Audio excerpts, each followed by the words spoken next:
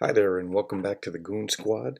Uh, Today, what I'm going to talk about is Divinity Original Sin 2, which I know is an older game, and with my daughter, we've kind of gotten into an RPG style gaming hole where we both seem to be quite drawn to these things. So she's, this started because she was bugging me to play Dungeons and Dragons, which there's just the two of us, and she's 13, and I don't DM, so it was kind of like, okay, now I'm scrambling to try to find something to fill that gap. Anyways, the point of this is that um, I find this game that we can play together, uh, which is Divinity Original Sin 2, and I've just, not a spoiler, but I've played about an hour of it, which isn't a ton, but let me explain how I got to that hour of playing. So, literally, about a month ago, I ordered the game for my daughter and I so we could play this game. Uh, get it, install it, and then all of a sudden I fall down an even deeper rabbit hole of analysis paralysis, looking at about a half a billion different guides to character creation for this game, which again I had no clue existed, but once I started, I couldn't stop. And in fact, it literally took me 3.5 weeks of wading through YouTube videos and guides before I actually started playing the game. It was a unique kind of situation in a sense. I've never had that happen. I've never bought a video game before where I've turned around and waited that long to actually start playing the game because I was doing some kind of research connected to it, etc., or trying to set up a character that was going to do well or level up well or survive well. Um, I you know, it was the uniquest form of analysis paralysis, and I got a feeling I'm not the only one out there when it comes to this game, just based on the sheer amount of information there is on the web about it.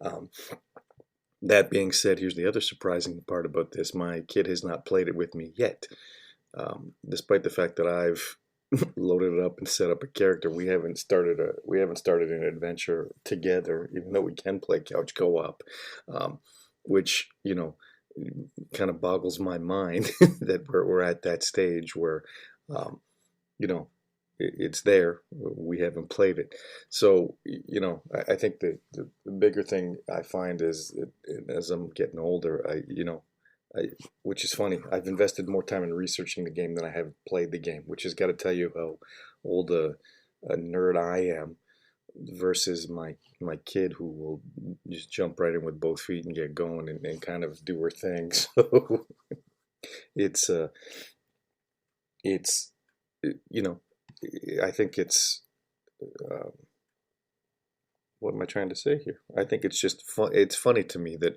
I've gotten to that point that you know, same thing along that track of that game. Um, what are we doing? Where she's been drawn more to more RPGs. Well, what do I do now? I'm like all over them, trying. Okay, well, you want to do this, do this, do this.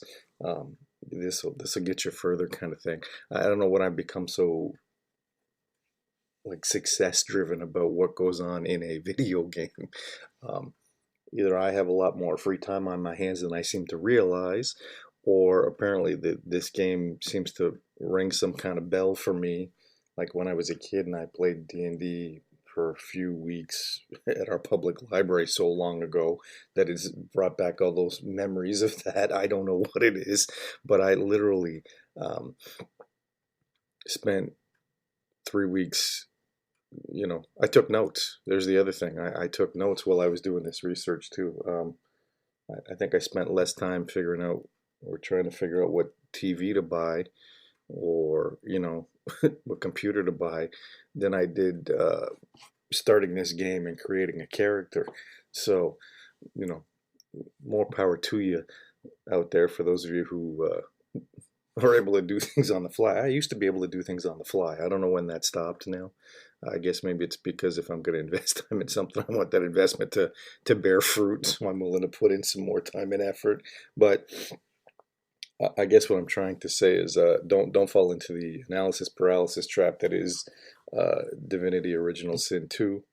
Um, I didn't play the original, so I don't know if that I would have had the same issue with it.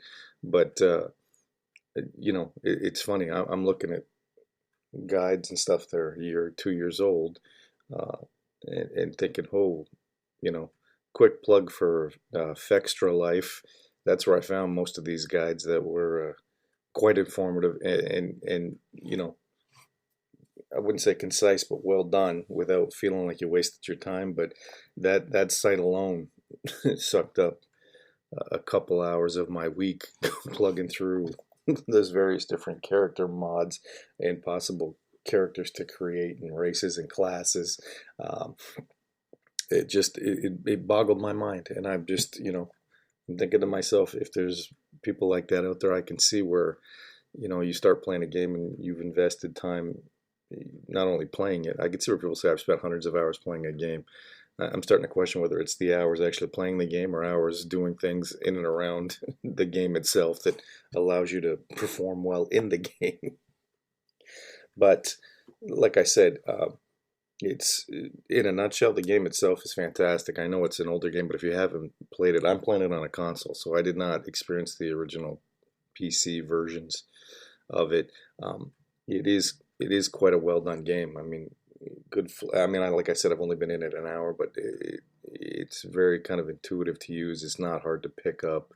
Um, if you're looking for something to invest a ton of time in, get really fall down that, as I call it, Divinity Original Sin 2 hole, by all means, pick the game up and play it. It's well worth that time and energy.